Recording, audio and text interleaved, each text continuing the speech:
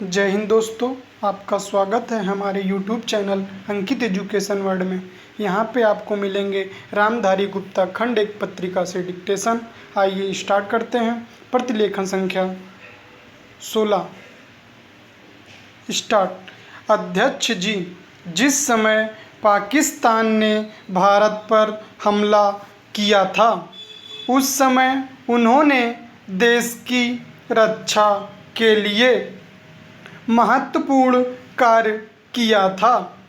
इसके साथ ही साथ मैं मंत्री महोदय को यह भी स्मरण दिलाना चाहता हूँ कि शायद उन्होंने इस पर ध्यान नहीं दिया कि इस बार जो राष्ट्रीय पुरस्कार मिले हैं उनमें रेलवे प्रशासन को केवल 2 ही प्राप्त हुए हैं, जबकि मैं ऐसा मानता हूँ कि हमारी सेना के बाद अगर किसी ने युद्ध काल में सराहनीय कार्य किया है तो वह केवल रेलवे प्रशासन अथवा रेलवे कर्मचारी और अधिकारी हैं।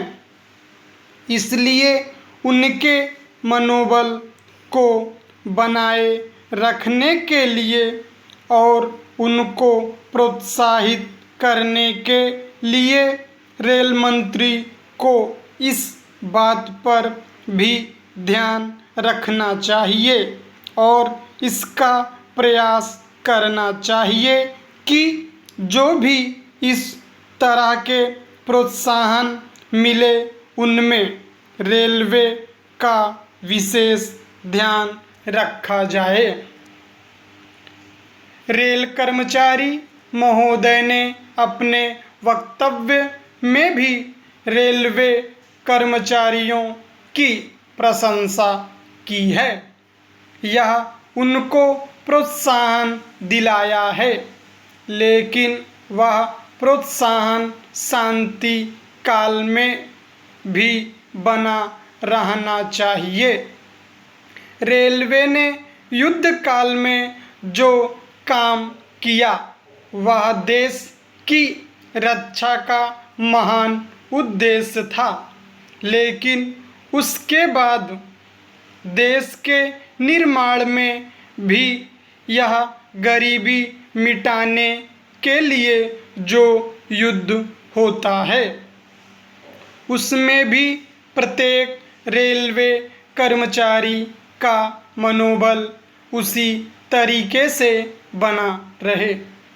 इसके लिए भी रेल मंत्री महोदय को कुछ कदम उठाने की आवश्यकता है। मैं ऐसा मानता हूँ कि वह किसी भी तरीके से करें, उनका तरीका कुछ भी हो, लेकिन उनको यह करना चाहिए कि जितने भी रेलवे कर्मचारी हैं, जो भी रेलवे को मुनाफा हो उसमें वह साझेदार हों।